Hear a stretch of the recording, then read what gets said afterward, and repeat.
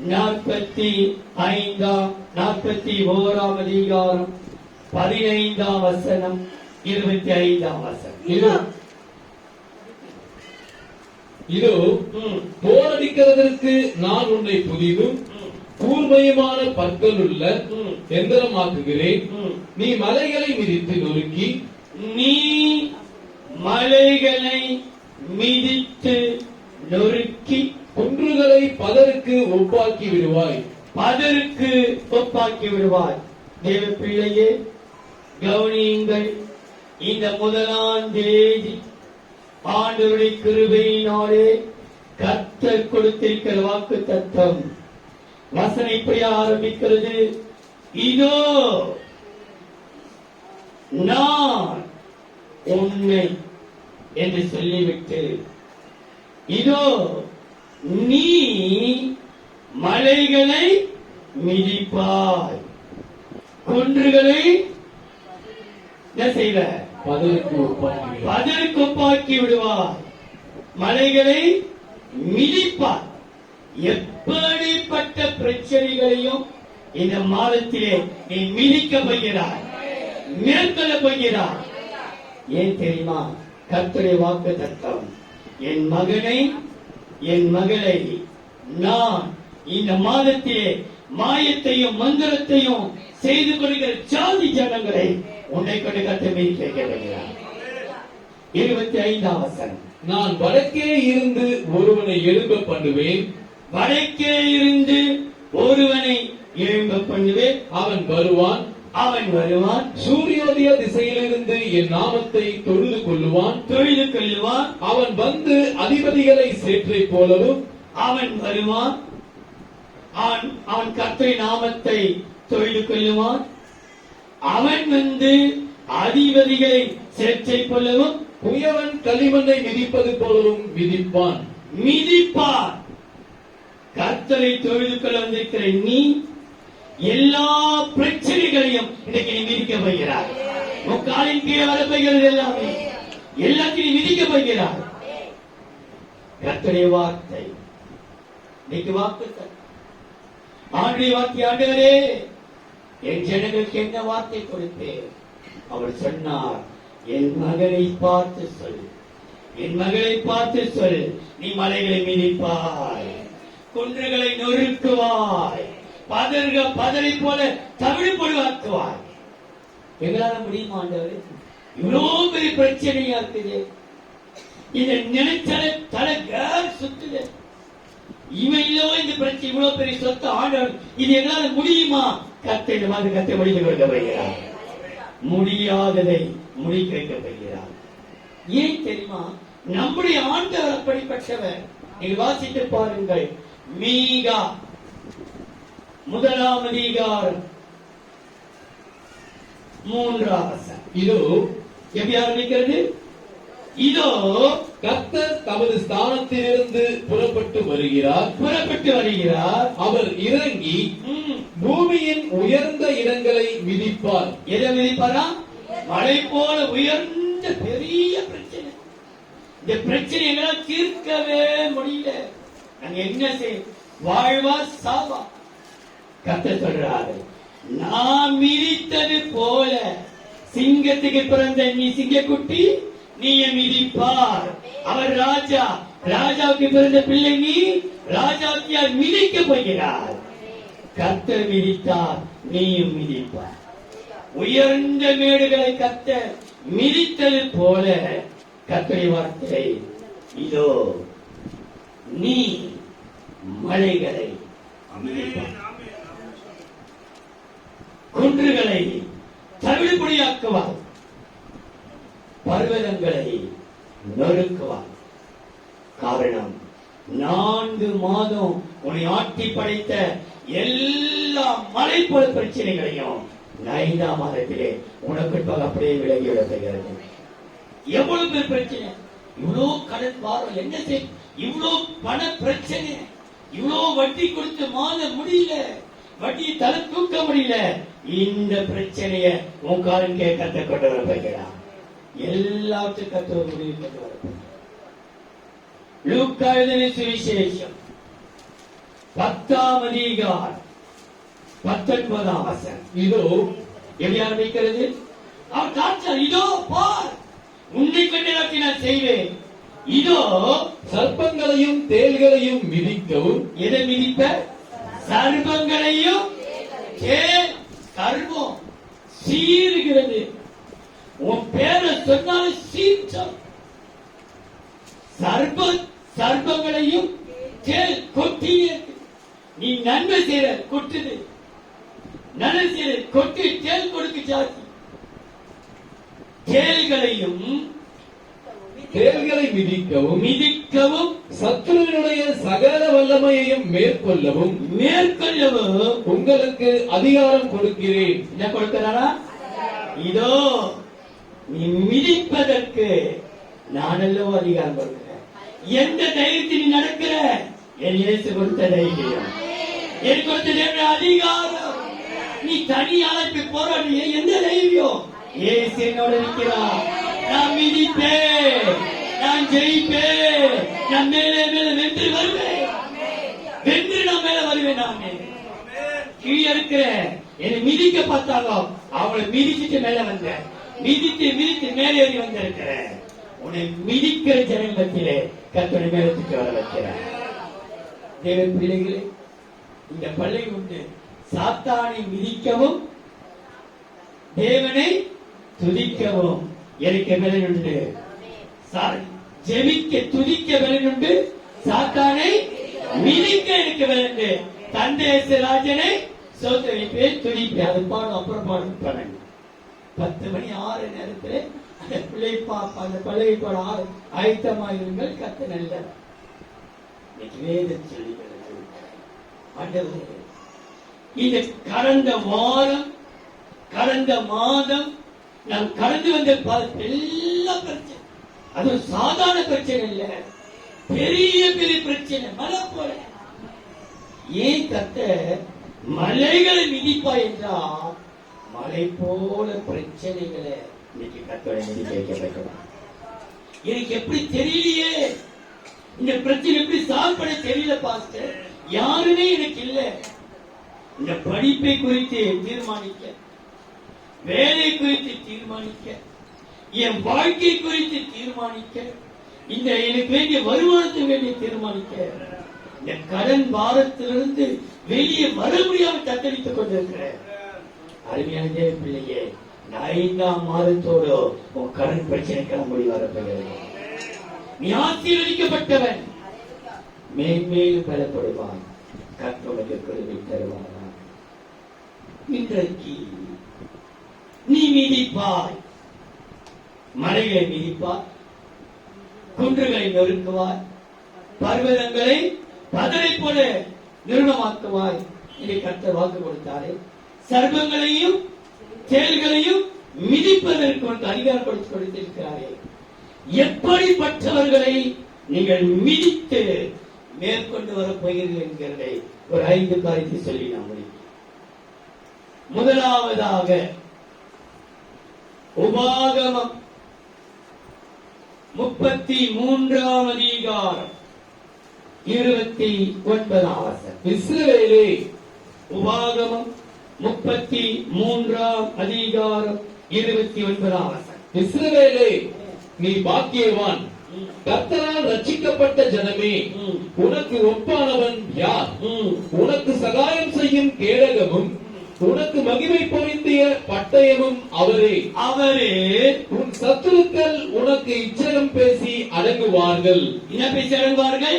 இச்சகம் பேசி அடங்குவார்கள். அவர்கள் மேடுகளை மிதிப்பாய். அவர்களுடைய மேடுகளை, இச்சகம் பேசுகிறவர்களை நீ மிதிப்பாய். அவருடைய மேடுகளை நீ மிதிப்பாய். இச்சகம் பண்ணுகிறவர்கள் அல்லது இச்சகம் பேசுகிறவர்களை நீ மிதிக்கத்தான் போகிறார். இச்சகம் பேசுகிறார் என்றால் என்ன? உன் எதிர்கொண்டு பேசுவார்கள், உனக்கு பின்பாக பேசுவார்கள், உன்கிட்ட ஒன்று வந்து சொல்லுவார்கள், வேறொருத்தர்கிட்ட கூட்டி குறைச்சி சொல்லுவார்கள். இப்படி இச்சகம் பேசுகிற ஜனங்கள் உன்கிட்டயே இருந்து உன்னுடைய ஆகாரத்தை சாப்பிட்டு உன்னை பத்தி பேசுகிற இச்சகக்காரர்களை இன்றைக்கு கர்த்தர் முக்காலுக்கு மிதிக்கப்படுகிறார், தவிடுபடியாக்கப்படுகிறார். ஆண்டுடைய வார்த்தை சமாதானத்தின் தேவன் தாமே சீக்கிரமாய் சாத்தானை ஒரு காலின் கீழே நசுக்கி போடுவார், மிதித்து போடுவார். அப்போ இந்த இச்சகம் பேசுகிறவர்கள் உன்னை பத்தி பின்னாடி பேசுறது, நம்மை பத்தி பின்னாடி பேசுறது, இல்லாததும் பொல்லாததும் பேசுகிற ஜாதி ஜனங்களை ஆண்டவரே இப்பொழுது இச்சகமாய் பேசுகிறார். வசனம் சொல்கிறது, இச்சகம் பேசினுடைய மேல்களை நீதி. எப்படிப்பட்ட இச்சகம் என்று போடப்பட்டிருக்கு பாருங்கள். சங்கீதம் 44 சங்கீதம் 4:5. தேவனே, சங்கீதம் 44:4-5. தேவனே, நீர் என் ராஜா, நீர் என் ராஜா, யாக்கோபுக்கு ரட்சிப்பை கட்டளையிடும். உம்மாலே எங்கள் சத்துருக்களை கீழே விழத்தாக்கி, உம்மாலே எங்கள் சத்துருக்களை கீழே கீழே தாக்கி, எங்களுக்கு விரோதமாய் எழுப்புகிறவர்களை, எங்களுக்கு இச்சகம் பேசுகிற எங்களுக்கு விரோதமாய் எழுப்புகிறவர்களை உம்முடைய நாமத்தினால் மிதிப்போம். யாரு நாமத்தினால் மிதிப்போம்? வேற எந்த நாமம் நமக்கு தேவையில்லை. இயேசு நாமம் ஒன்று போதும். இயேசு நாமத்தால் மிதிப்போம், நாங்கள் மிதிப்போம். இச்சகம் பேசுகிறவர்களை நாங்கள் மிதிப்போம். ஆண்டவருடைய வார்த்தை, இச்சகம் பேசுகிறவர்களை நீ மிதிக்கிறபடியினாலே கர்த்தருக்கு சகாயம் பண்ணுவான். கர்த்தருக்கு என்ன செய்வாராம்? ஆண்டவரே, நான் இச்சகம் பேசலை மிதிக்கிறதுனாலே எனக்கு என்ன பிரயோஜனம்? ஏன் தெரியுமா? அவர்கள் மூலமாய் நீ எத்தனையோ சகாயம் பெற்றிருக்கலாம். ஆனா இன்றைக்கு 5ஆம் மாதத்திலிருந்து கர்த்தரை உனக்கு சகாயம் பண்ணவர்களாக இருக்கிறார். உனக்கு நன்மை செய்தவர்கள், உனக்கு உதவினவர்கள், ஒத்தாசை செய்தவர்கள் கூட இச்சகம் பேசி இருக்கலாம். ஆனா இச்சகம் பேசினவர்களை நீ மிதிப்பாய். கர்த்தரோ உனக்கு சகாயம் பண்ணுவார். நீ பயப்படாதே, நான் உன்னுடனே கூட இருக்கிறேன். திகையாதே, நான் உன் தேவன். நம்மை பலப்படுத்தி உனக்கு சகாயம், அவர் சகாயம் பண்ணுகிறார். வாசிக்கலாம். தானியேலின் புஸ்தகம் 11ஆம் அதிகாரம் 32, 34, 35. உடன்படிக்கைக்கு துரோகிகளாய் இருக்கிறவர்களை, எப்படி ஆரம்பிக்கிற வசனம்? கர்த்தருடைய உடன்படிக்கைக்கு துரோகியாய் இருக்கிறவர்களை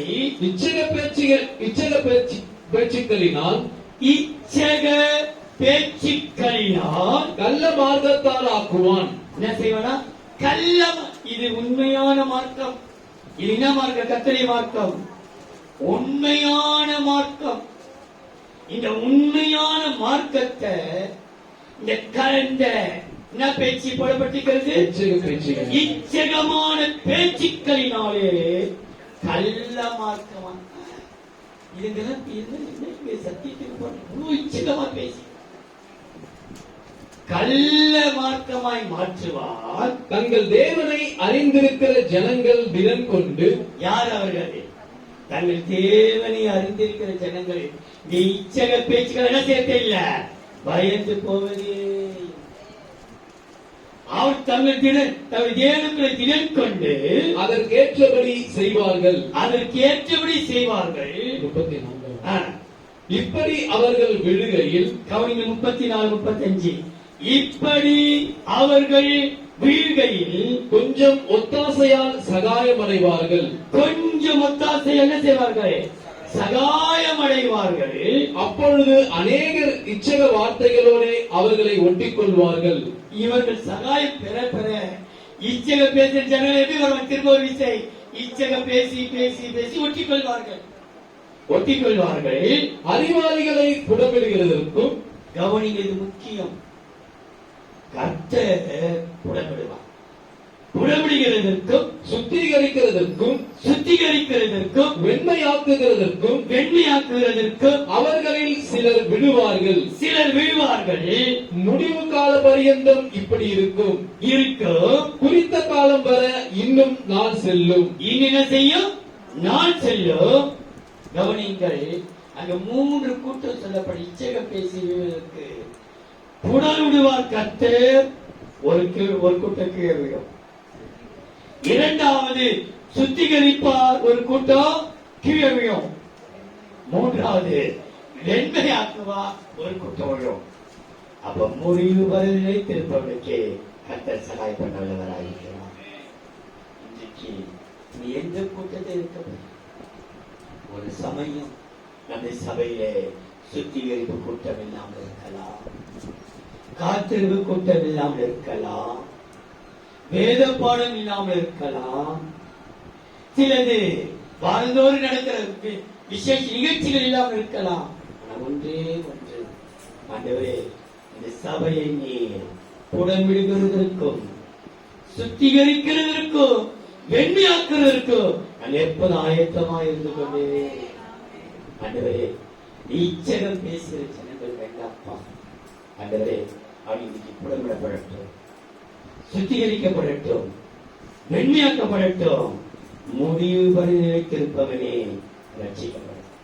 காரணம், கொஞ்சம் ஒத்தாசையாலே என்ன பெற்றுக் கொள்வார்கள்? சகாயம் பெற்று. தேவனுடைய கொஞ்சம் ஒத்தாசை. இந்த 5ஆம் மாதம் கர்த்தருடைய வார்த்தை, நீ மழை போல பிரச்சனைகளை மிதிப்பார். இச்சகம் பேசி நீ மிதிக்கும் பொழுது உனக்கு கர்த்தர் செய்வார் சகாயம். துதிக்க மேலும் கனவுகளை மிதிப்பார், கர்த்தரோ உனக்கு சகாயம். இரண்டாவது, நீதிமொழிகள் 27ஆம் அதிகாரம் 7ஆம் வசனம். திருப்தி அடைந்தவன் தேன்கூட்டையும் மிதிப்பான். நீதிமொழிகள் 27:7. திருப்தி அடைந்தவன் தேன்கூட்டையும் மிதிப்பான். தேன்கூட்டை மிதிப்பார். எதை மிதிப்பார்? இச்சக பேசியவரை மிதிப்பார். இங்கே போடப்பட்டுகிறது, தேன் கூட்டை நீ மிதிப்பார்.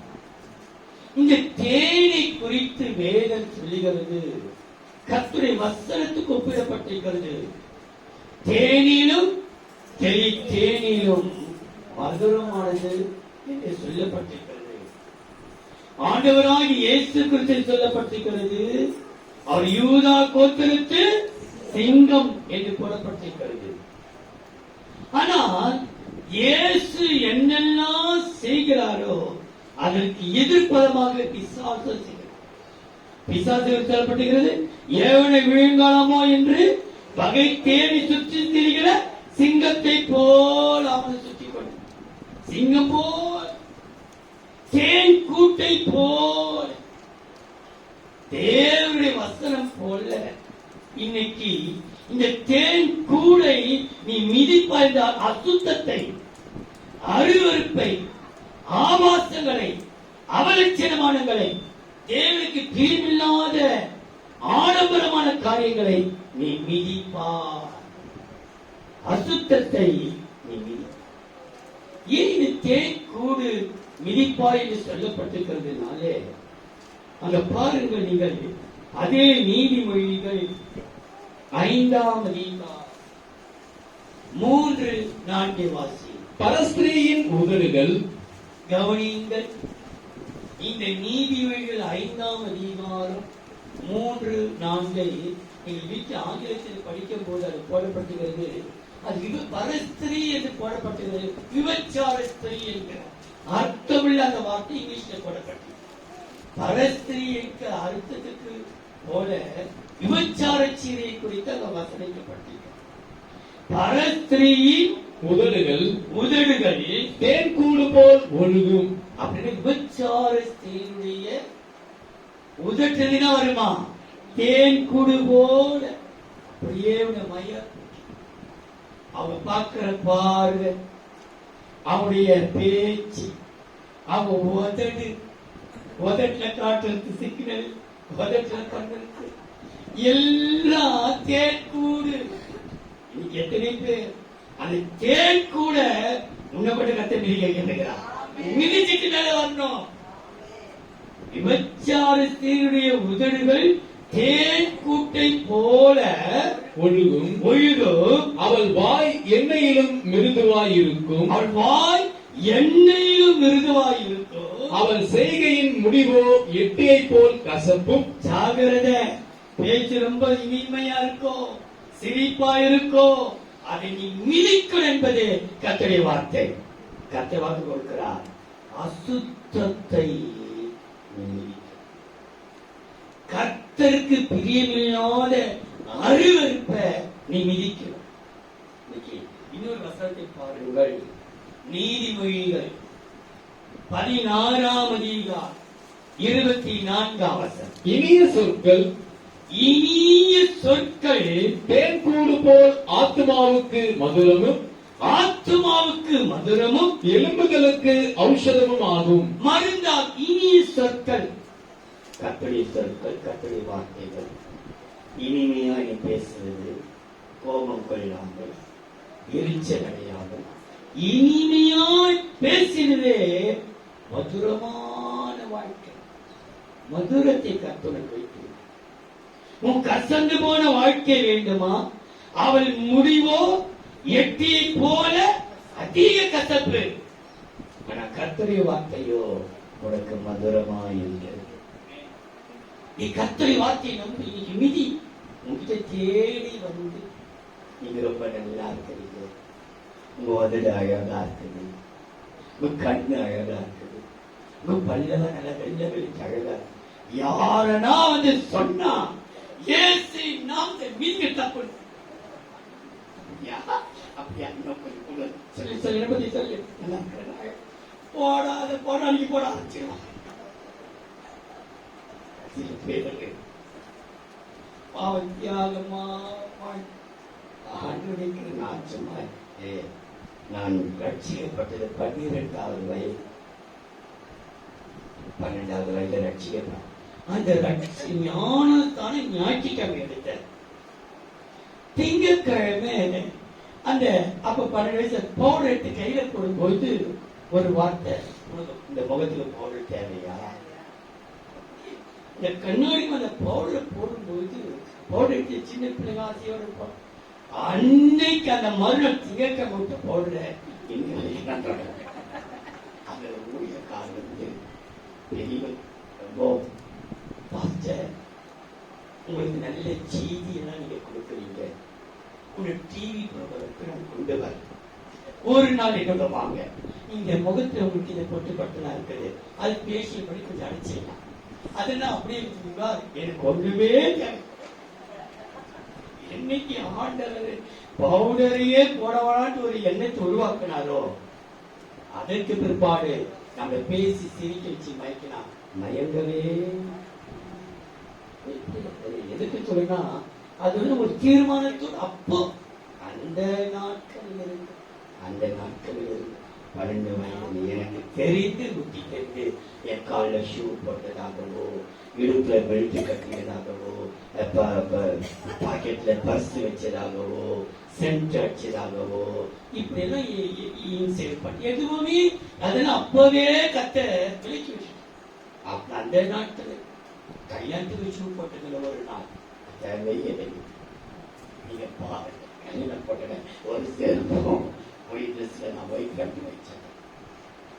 தேவ பிள்ளையே, நம்ம கடந்து வந்த பாதையெல்லாம் கர்த்தருக்காக வாழ்ந்து வச்சிடலாம். இப்ப புதுசா வந்து நம்ம டிவிக்கு நிற்க போறோம், டிவி உங்களுக்கு கொண்டு போய் பேசுறோம், அதெல்லாம் உங்க முகத்துல பொட்டா தருது, ஒட்டா தருது, ஒட்டையை தருது, ஒண்ணுமே தேவை. நமக்கு இருக்கிற மாதிரியே இருந்து அவரை சந்திச்சா போதும். தேன் கூட்டுக்கு மயங்கி விடக்கூடாது. மிருதுவான பேச்சு, மயக்கிற பேச்சு, இது அனைத்து கர்த்தர் இன்றைக்கு நீ மிதிக்க கர்த்தருக்கு பெருமை கொள்கிறார். நீ காலை மிதிக்க போகிறாய், வீணான காரியத்தை உன் காணிக்கை போட்டு நசுக்க போகிறார். நீ அப்படி மிதிப்பாயானால் கர்த்தர் கொடுக்கிற ஆசீர்வாதத்தை பார். இன்னொரு வசனம் பாருங்கள். இந்த அருவருப்பு ஏன் தேன் கூட்டை அருவருப்பு அசுத்தம் ஆபாசம் எதுக்கு நான் சொல்ற பாருங்கள். நியாயாதிபதிகள் 14ஆம் அதிகாரம் 8ஆம் வசனம். சில நாளைக்கு பின்பு நீ நியாயாதிபதிகள் 14ஆம் அதிகாரம் 8ஆம் வசனம். சில நாளைக்கு பின்பு அவன் அவளை விவாகம் பண்ண திரும்பி வந்து சிங்கத்தின் உடலை பார்க்கிறதற்கு. சிங்கத்தை கீழ்ச்சிப்பட்டா யாரு? சிம்சோன். சிம்சோன். அவன் எச்சு போய் எப்போ போய் கழிப்பான். சிங்கத்தை நம்ம போன மாசத்தை அடிச்சு போட்டுமே அது எப்படி இருக்குது கிட்ட போய் பார்க்க போறான். சிங்கத்தை உடலை பார்க்கிறதற்கு வழி விலகி போனான். வழி விலகி போனான்.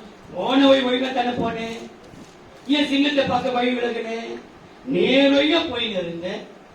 இப்ப நான் வந்து சிங்கத்துக்கு பார்க்க நீ வழி விலகி போனா இதோ இதோ சிங்கத்தின் உடலுக்குள்ளே தேனி கூட்டமும் தேனும் இருந்தது. தேனும் தேன் கூடும் இருந்தது. அவன் அதை தன் கைகளில் எடுத்து சாப்பிட்டுக் கொண்டே நடந்து. எங்க சாப்பிட்டு எடுத்தான் வந்தேங்க? சிங்கத்தின் உடல். ஒரு சாத ஒரு எலி சுண்டலி செத்தால் வீடே நாரி போகுது. ஒரு சுண்டலி செத்தால் நாங்க சிங்கம் செத்துல எப்பேற்பட்ட நாட்கள் இருக்கும் யோசிச்சுப்பா. அதுவும் சுண்டலி எல்லாம் சாப்பிட்டு இந்த வடையங்கிரியும் தேங்காய் தக்காளி எல்லாம் எடுத்துட்டு போய் அது செத்தாலுமே நாங்க. சிங்கம் வந்து ஆட்டையும் மாட்டையும் முயலையும் மானையும் சாப்பிட்டு ஒரே கவுச்சி. அதுவே கிட்ட போனாலே நாரும்.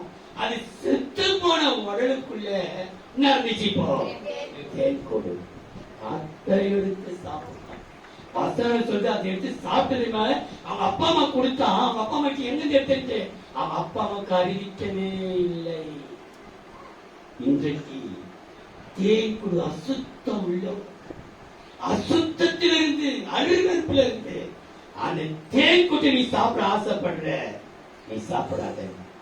நான் நினைக்கிறேன் அந்த தேன் கூட்டை சாப்பிட்ட பிற்பாடுதாமா அவன் வாழ்க்கை அதிக இச்சைகள் இருந்தது. யோசிவா நீங்க வேதத்தை வாசித்து பாருங்க. அந்த 14ஆம் வசனத்துக்கு பிற்பாடு தான் காசால ஒரு பொண்ணு, பெலிஸ்தர ஒரு பொண்ணு, தெளிலார் ஒரு பொண்ணு, அவளிவ பேசிய ஒரு கண்டு அந்த அசுத்தமான அந்த தேன் கூட்டை என்னைக்கு சாப்பிட்டாலோ அன்னைக்கு அபிஷேகம் போச்சு.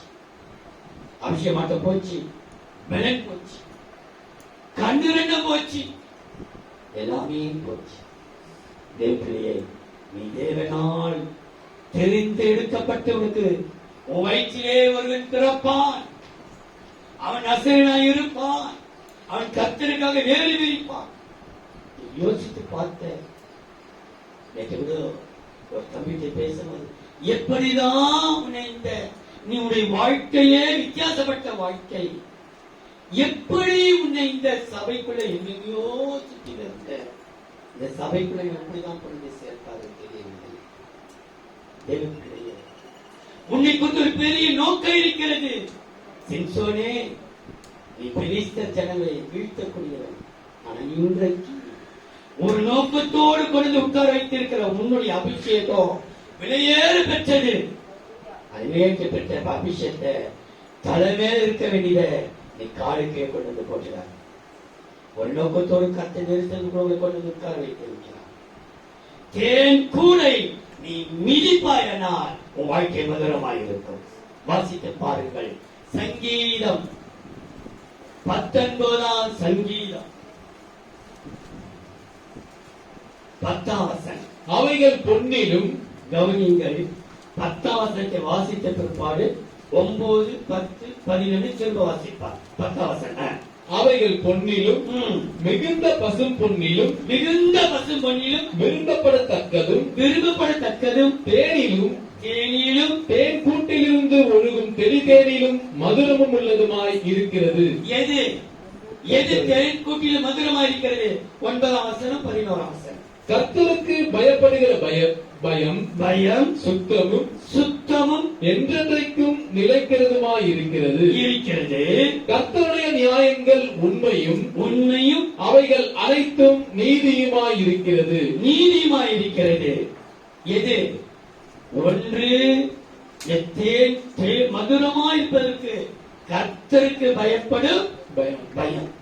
இரண்டாவது வாழ்க்கை நீதியா, அநீதிக்கு தொடர் புகழே போவார். இது அநியாயம், இது அநீதி. இந்த அநீதியினாலே மற்றவர்களுக்கு லாபமா இருக்கலாம், ஆனா உனக்கும் கர்த்தரை பார்வைக்கும் நீ தொடர் போகவே.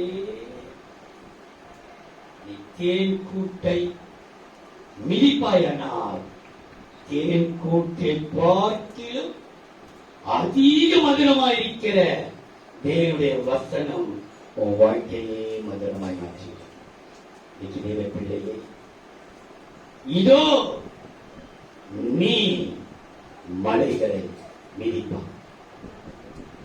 மலைகள் என்றால் பிரச்சனைகள், கரடுமுரடானவைகள், போராட்டம் நிறைந்த வாழ்க்கைகள், தொந்தரவு கொடுக்கிற ஏறிட முடியாது தக்குன்ட்டு. ஆனா அந்த மலைகளை இன்றைக்கு சமபூமியாக கர்த்தர் கிருபை செய்வாராக. உன் வாழ்க்கை மதுரமாய். எதை மிதிக்கும் பொழுது? தேன் கொட்டை மிதிக்கும் பொழுது உன் வாழ்க்கை மதுரமாய்.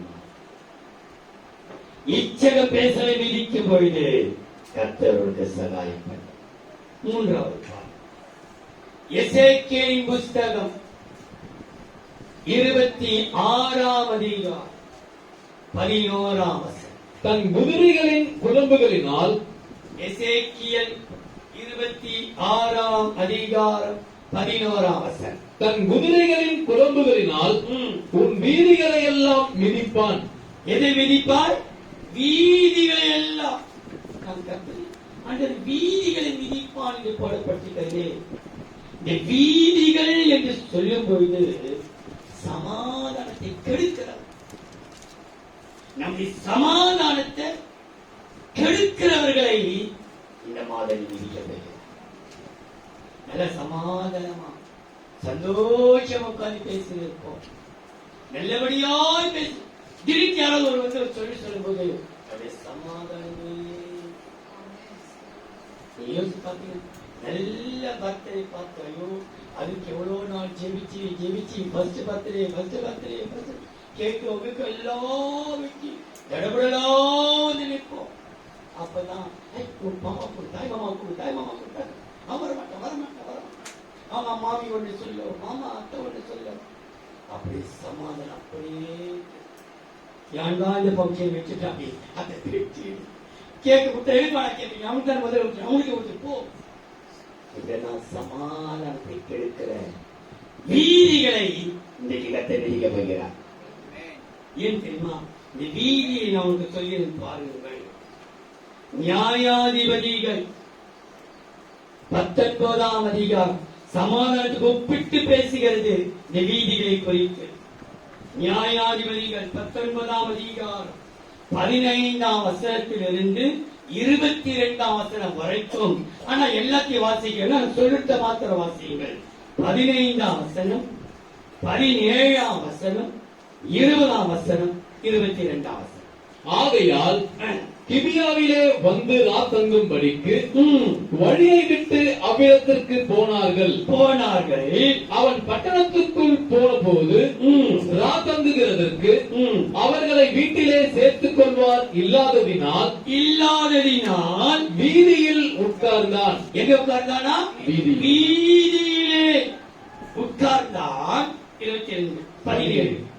அந்த கிழவன் தன் கண்களை ஏறெடுத்து பட்டணத்து வீதியில் அந்த பிரயாணக்காரன் இருக்க கண்டு, ஒரு கிழவன் இடத்துல வரார். பிரயாணம். இங்கே ஒரு கல்யாணமானவன், அவன் மனைவி, அவனுடைய வேலைக்காரர்கள் எல்லாம் ரோட்ல பட்டிருக்கிறாங்க. யாருமே கிரியா ஜனங்கள் சேர்த்துக் கொள்ளவே இல்லை. அங்கு ஒரு வயதான ஒரு ஆள் வருகிறார். வந்து பொழுது 17ஆம் வசனம். எங்கே போகிறாய், எங்கே இருந்து வந்தாய் என்று கேட்டான். அப்பொழுது அந்த கிழவன் அப்பொழுது அந்த கிழவன் உனக்கு சமாதானம். உனக்கு நீ சமாதானம் இல்லாமல் வீதியில் உட்கார்ந்து கொண்டிருக்கிற. இப்ப சொல்றாரு, உனக்கு சமாதானம், உன் குறைவுகள் எல்லாம் என்மேல் இருக்கட்டும், உன் குறைவெல்லாம் என்மேல் இருக்கட்டும், வீதியிலே மாத்திரம் ராத்தங்க வேண்டாம் என்று சொல்லி, வீதியில மாத்த உட்கார்ந்திடாதே. வறுத்து போட்டெல்லாம் வேதனைப்படுத்தும். வறுத்து போட்டெல்லாம் வேதனைப்படுத்தும். வீடு நீங்க பாத்துக்க, சில பேர் வீட்டுல உட்காந்து அது உட்காந்து இருக்கும். பாவம் எங்க போற பொடிச்சு வாங்க தெரியுமா உனக்கு என்ன தெரியும்? அது பேசி முன்னாடி போவோம். இங்க வா, இந்த அக்கா சொல்லி கேளு. வீடு உட்காந்து சும்மா இருக்காது. உன் சமாதானத்தை குலைக்கும். அந்த வீதியை நீ மிதிக்க வேண்டும். சமாதானத்தை கெடுக்கிறவர்களை உன் காலை பற்றி நீ மிதிக்க வேண்டும். நீ மிதிப்பாயானால் வாசிப்பா 22. அவர்கள் மனமகிழ்ச்சியாய் இருக்கிற போது இப்பதான் ஆண்டவர் நீ சமாதானத்தை கெடுக்கிற ஜனங்களை உன் காலால் மிதித்து வெளியே அனுப்பிடுவாயினால் உன் வாழ்க்கையில மனமகிழ்ச்சி. ஆனா அவள் மனமகிழ்ச்சியாய் இருக்க வீதியில் உட்காரும்போது ஒருத்தம் வரல. வீட்டுக்குள்ள சமாதானம் உட்கார்ந்து மனமகிழ்ச்சியா இருக்கும்போது நடக்கிற காரியத்தை பாருங்கள். அவன் மனமகிழ்ச்சியா இருக்கிற பொழுது இதோ பேலியாளின் மக்களாகிய அந்த ஊர் மனுஷரில் சிலர், பேலியார்கள் ஒன்றுத்துக்கு உதவாத போக்கிரி ஜனங்கள், அந்த ஜனங்கள் அந்த வீட்டை சூழ்ந்து கொண்டு கதவை தட்டி உன் வீட்டிலே வந்த அந்த மனுஷரை நாங்கள் அறியும்படிக்கு வெளியே கொண்டு வா. எப்படியா ஒரு அங்க வார்த்தை வந்து அறியும்படிக்கு வெளியே கொண்டு வா. இந்த வேதம் நமக்கு ரகசியத்தை இந்த அறியும்படி என்கிறது நீங்க இங்க லோக்கல் பேசுற கேவலமான வார்த்தை, அசுத்தமான வார்த்தை, அது கேடுகட்ட வார்த்தை வாயில வரக்கூடாது. இன்னைக்கு அந்த அறியும்படிக்கு என்று சொல்கிற வார்த்தை அது ஒரு அருவருப்பு, அவலட்சணம். லோக்கல்ல நீங்க பேசுகிற சில பேச்சுக்களை போல அந்த வார்த்தை. ஒரு சாதாரணமாக நாகர்கோயிலே நம்ம அக்கா மகள் கன்னியாகுமரியிலே அந்த படிப்பு டாக்டர் படிக்கும் பொழுது அடிக்கடி நாங்க போகிறது வழக்கம், போய் பார்த்துட்டு வருகிற வழக்கம். ஒரு முறை நான் போய் இறங்கிட்டு அப்படிக்கா அங்க போய் கடைகளுக்கு போகும்போது அங்கே ஒரு பையனுக்கு ஒரு ஒரே வாக்குவாதம், சண்டை குடி வந்து சண்டை பண்ணி இன்னும் நானும் பார்த்தேன். அந்த பையன் ஒரு சாதாரணமா போயிருந்தான். இன்னொரு பையன் மாடிச்சுதான் போடா பக்கா போரு என்ன சொல்லிட்டான், வைக்கோ போர். என்ன போறது? வைக்கோல் போர், வைக்கோல் போறேன்னு சொல்லிட்டு போயிட்டு அந்த போரையும் போய் அவங்க அம்மா கிட்ட சொல்லி அவ்வளவு யாரை பார்த்து வைக்கா போறேன் யார. அப்ப நான் கேட்டேன், ஒரு வைக்கோல் போர் சொன்னதுக்கு பாஸ்டர் வைக்கோல் போருனா சென்னை பாஷை போல இல்லாது. வைக்க போனா போற வர மாடு வந்து துண்ணும், ஆடு துண்ணும், துண்ணாத நாய் கூட ஏறி உட்காந்துக்கும். பாத்தீங்களா? வைக்க போறதில்ல, நாய் துண்ணாது வைக்கோல அது என்ன பண்ணோம், ஏறி மேல படுத்துக்கும். அப்படின்னா உன் தாய் வைக்க போறா கண்டவங்கிட்ட போருவோம் சொல்ல. அது நம்ம வார்த்தை வந்து அவங்க வார்த்தையில வைக்கப்படுறது பெரிய ஆபத்து, சொல்லக்கூடாது. ஆனா இந்த பசங்க சொல்லிட்டா, நான் நினைச்ச வைக்க போறேன்னா ஒரு தப்பே. வைக்க போறேன்னா ஆடு போவோம், மாடு போவோம், நாய் போவோம், சொறி நாய் போவோம் மார்க்கெட்ல அப்படி சொன்ன அர்த்தாது. புரியுதா? நீங்க வைக்க போற நான் ஏறிப்பட்டு இருக்க சில பேர் அறியும்படிக்கு என்கிற வார்த்தை உங்களுக்கு சொல்ற. இந்த இதே சம்பவம் ஆதியாகத்தில் நடந்திருக்கிறது பாருங்கள். ஆதியாகமம் 19ஆம் அதிகாரம் 2, 3, 4, 5. ஆண்டவன்மார்களே, லோத்து குறித்து சொல்லப்படுகிற வார்த்தைகள் ஆதியாகமம் 19, 2-5. ஆண்டவன்மார்களே, அடியனுடைய வீட்டு முகமாய் நீங்கள் திரும்பி உங்கள் கால்களை கழுவி ராத்தங்கி காலையில் எழுந்து பிரயாணப்பட்டு போகலாம் என்றான். அதற்கு அவர்கள் அப்படி அல்ல வீதியிலே ராத்தங்குவோம் என்றார்கள். எங்க தங்குவாங்க? வீதியிலே தான் தங்குவோம் என்றார்கள். அவன் அவர்களை மிகவும் வருந்தி கேட்டுக்கொண்டான். அப்பொழுது அவனிடத்தில் திரும்பி அவன் வீட்டிலே பிரவேசித்தார்கள். அவன் புளிப்பில்லா அப்பங்களை சுட்டு அவர்களுக்கு விருந்து பண்ணினான். அவர்கள் புசித்தார்கள். அவர்கள் படுக்கும் முன்னே சோதோம் பட்டணத்து மனிதராகிய வாலிபர் முதல் கிழவர் மட்டுமல்ல ஜனங்கள் அனைவரும், யாரு? ஆம்பளைங்க அத்தனை பேரும், வாலிபர்ல இருந்து கிழமை வரைக்கும் அவன் வீட்டாண்ட வந்து நானா திசையிலும் இருந்து வந்து வீட்டை சூழ்ந்து கொண்டு லோத்தை கூப்பிட்டு இந்த ராத்திரி உன்னிடத்தில் வந்த மனுஷர் எங்கே? அந்த ரெண்டு மனிதர்கள் எங்கே? நாங்கள் அவர்களை அறியும்படிக்கு நாங்கள் அறியணும். அங்கே பார்த்தோம், இந்த அறியும்படிக்கு அறிவிற்பான ஒரு சொல். அந்த நாட்டில் அறியும்படி, வேதத்தில் அறியும்படிக்கு ஏதோ கண்மொழித்தனமா. ஆனா உங்களுக்கு ஒரு வார்த்தை எடுத்துங்க, ஒரே ஒரு வார்த்தை அப்படி அறிந்தால் சொல்லப்பட்டிருக்கு. பாருங்கள், அந்த ஆதியாகமம் 4ஆம் அதிகாரத்தை பாருங்க. ஆதியாகமம் 4ஆம் அதிகாரம் 1ஆம் வசனம். ஆதாம் தன் மனைவியாகிய ஏவாளை அறிந்தான். அவள் கர்ப்பவதியாகி காயை பெற்றாள். அறிந்தவுடனே ஆகிறார்கள்.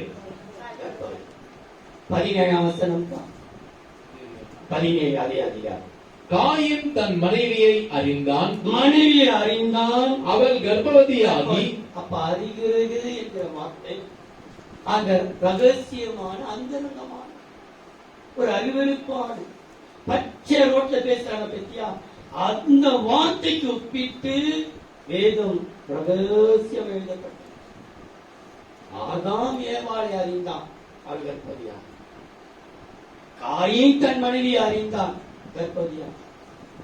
இவர்கள் வந்து அந்த வீட்டுக்குள்ள நாங்கள் அவரை அறியணும், நாங்கள் வெளியே கொண்டு வா.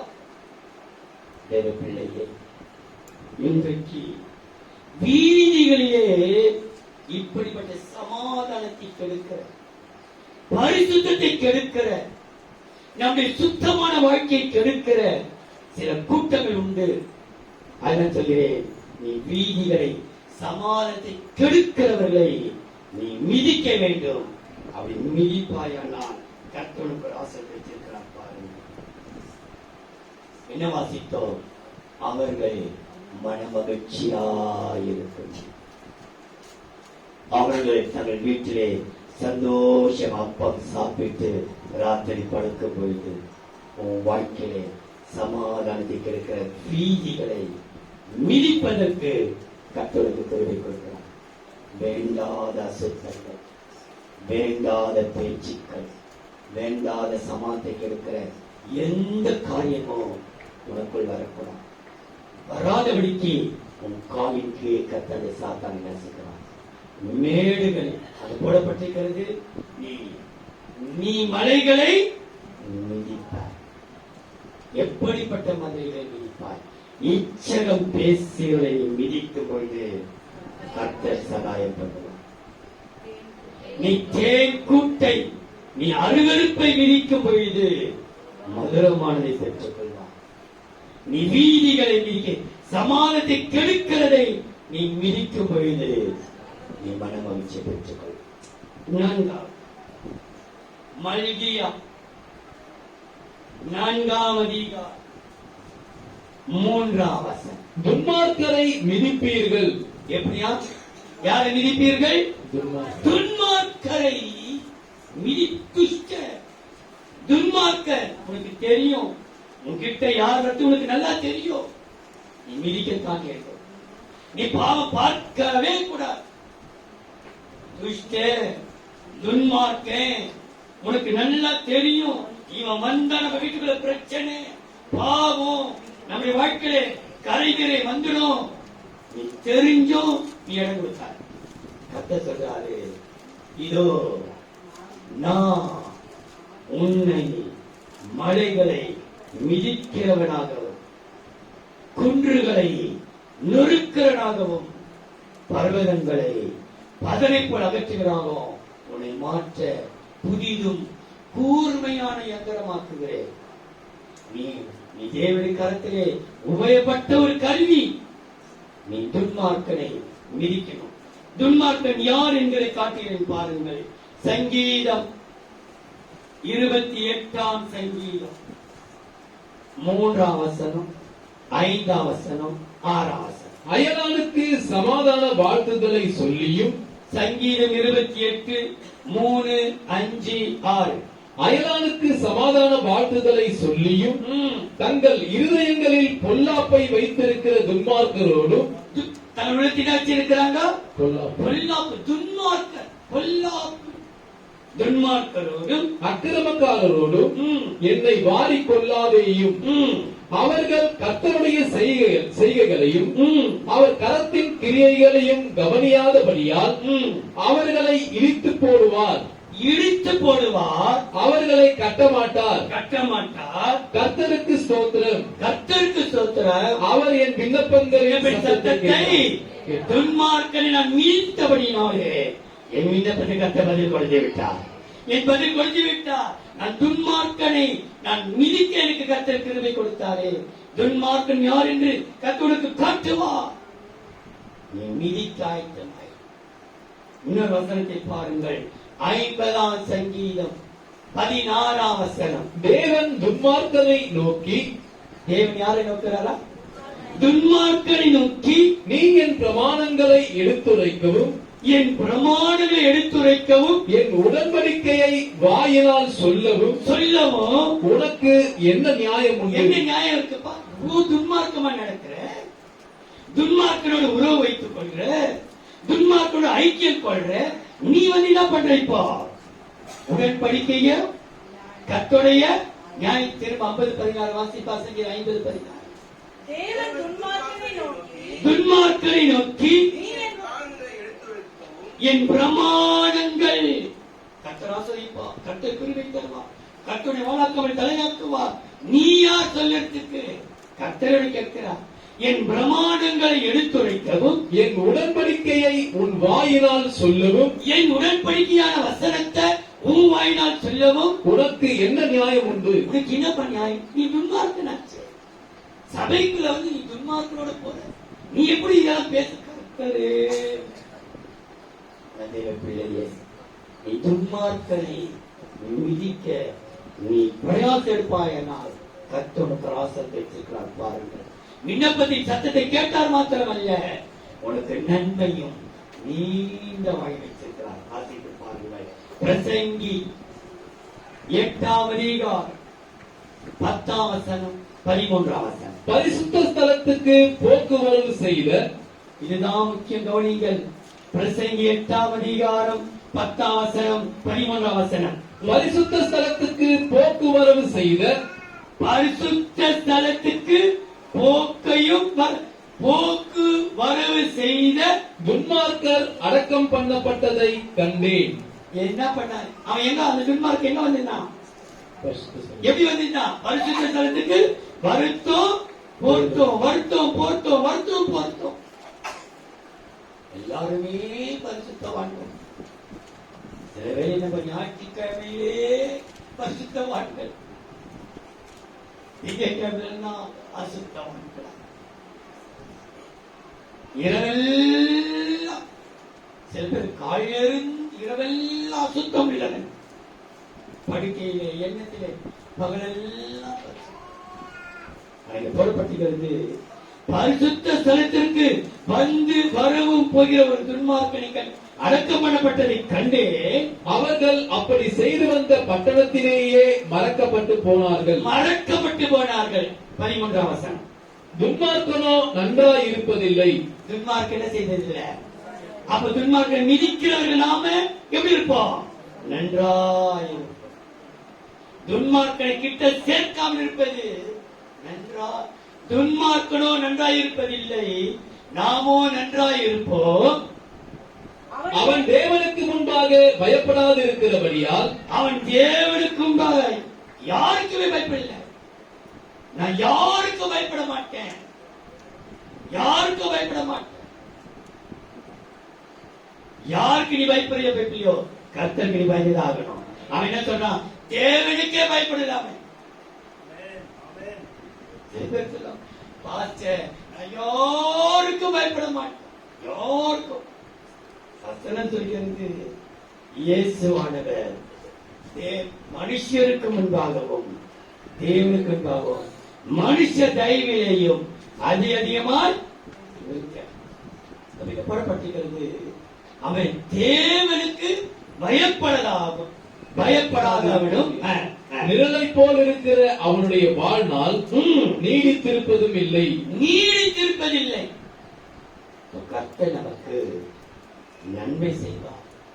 நம்முடைய வாழ்க்கை நீடினாலே துன்மார்க்கனை மிதிப்பதற்கு கர்த்தருக்கு பலன் கொடுத்திருக்கிறார். அதனாலே உனக்கு துன்மார்க்கனை மிதிக்கும் போது நீ நன்றாயிருப்பார், நீடித்து வாழ்ந்திருப்பார். அப்படின்னால் நீ நீண்ட காலம் சுகமாய் வாழ்ந்தார். கடைசியா வெளிப்படுத்தல் விசேஷம் 11ஆம் அதிகாரம் 2-3. ஆலயத்திற்கு புறம்பே இருக்கிற வெளிப்படுத்தல் 11ஆம் அதிகாரம் 2-3.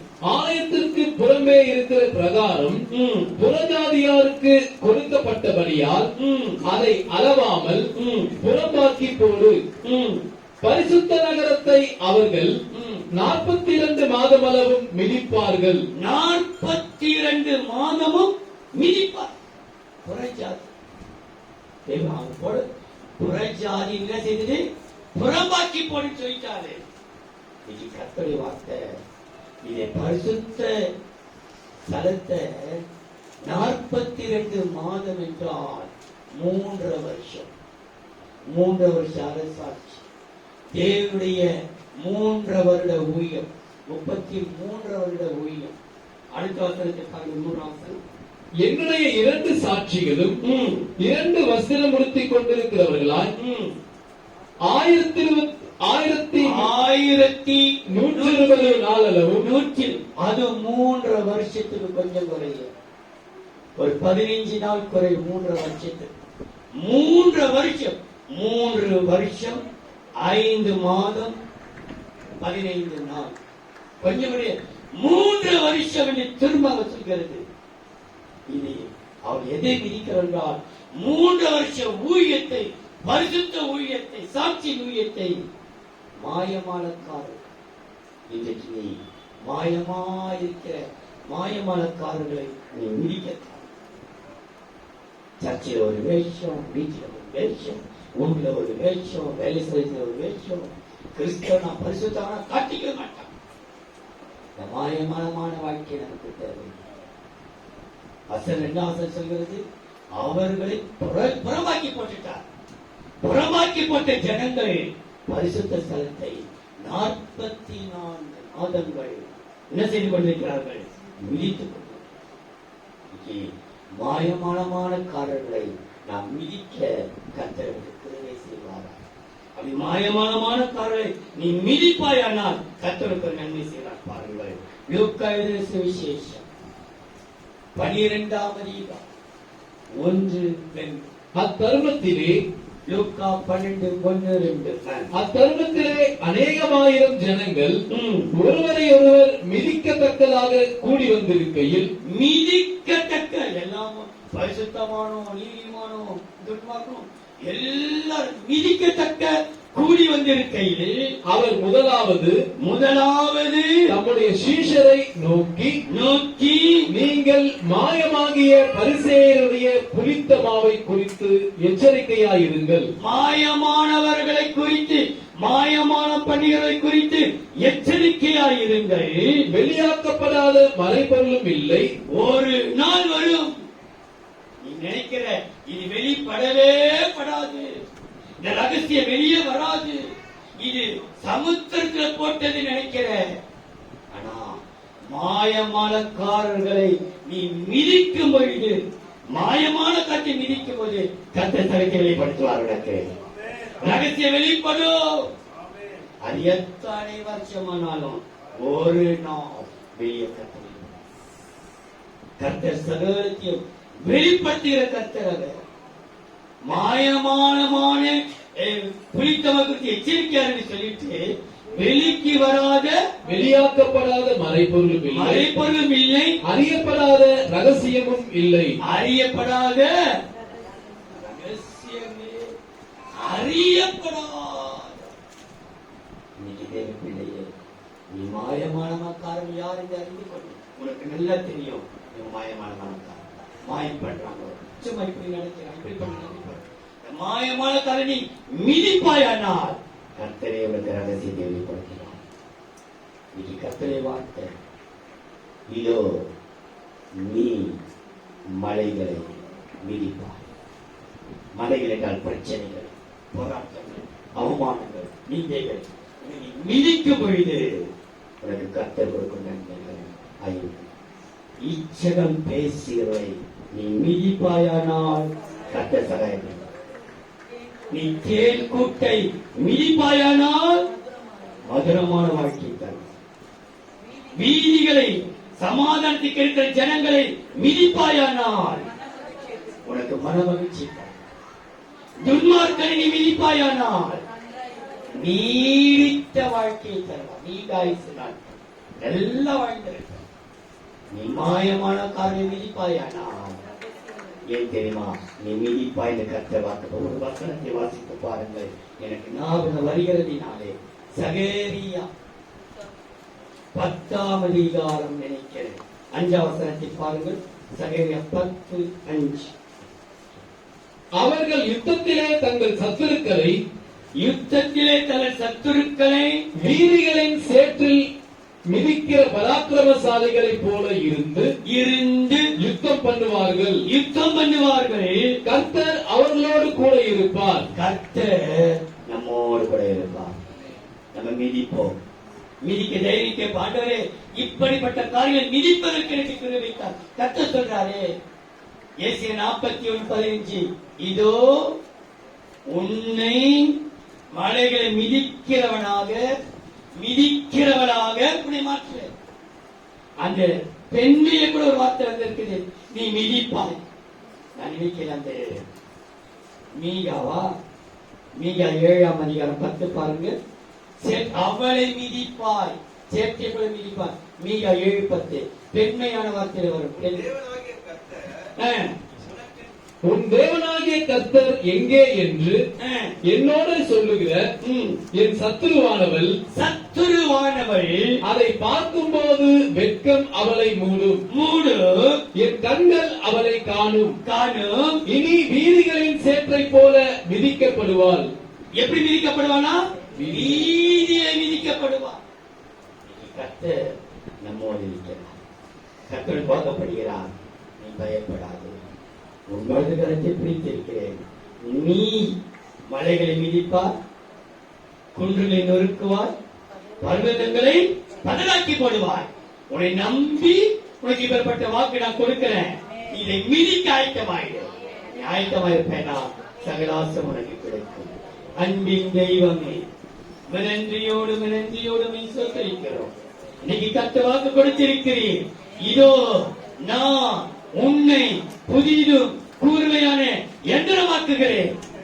நீ மலைகளை மிதிப்பாய், குன்றுகளை நொறுக்குவாய், பர்வதங்களை பதறாக்கி போடுவாய். என்னை நம்பி இந்த வாக்குத்தத்தை கொடுத்திருக்கிறேன்.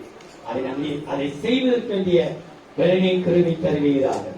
வந்த ஒவ்வொரு ஆசிரியரும் ஆன்லைன் மூலமாக, டிவி மூலமாக, யூடியூப் மூலமாக, கீழே அமர்ந்து கொண்டிருக்கிற, மேலே அமர்ந்து கொண்டிருக்கிற, படியில் அமர்ந்து கொண்டிருக்கிற, வெளியே அமர்ந்து கொண்டிருக்கிற ஒவ்வொரு மீதும் கர்த்தருடைய கரம் 5ஆம் மாதம் 1ஆம் தேதி என் தேவனுடைய கரம், தயவுள்ள கரம் எங்கள் இருக்கிறதற்காக சோத்திரம் ஐயா.